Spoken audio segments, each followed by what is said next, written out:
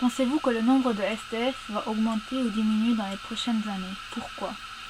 Je pense que le nombre de SDF va augmenter de plus en plus, notamment à cause de la crise financière, du chômage qui est en hausse et du prix du niveau de vie qui augmente toujours plus.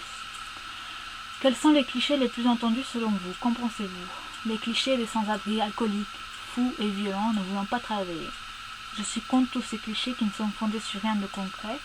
La plupart sont des gens qui veulent travailler, mais à qui on ne leur laisse pas la chance de le faire. Et surtout, beaucoup d'entre eux sont sympas et ne font du mal, mais vraiment à personne.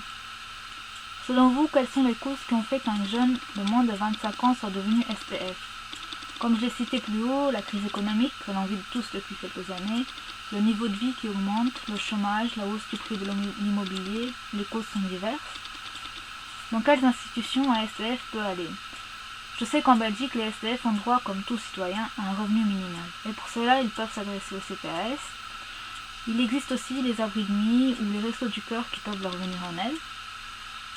Comment pensez-vous qu'on pourrait aider les SDF? Dans un premier temps, en prenant la peine de les écouter, de leur parler, et par après peut-être en leur proposant des activités rémunérées pour les aider à se réintégrer. Comment un jeune SDF fait pour survivre?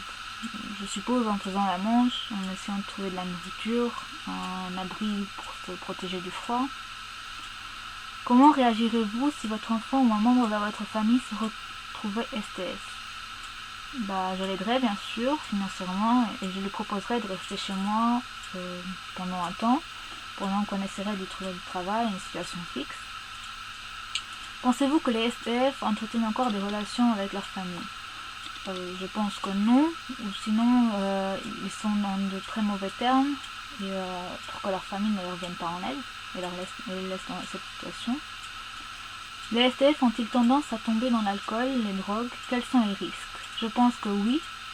Ils sont fragilisés, souvent seuls et vivent dans une situation de danger continuel.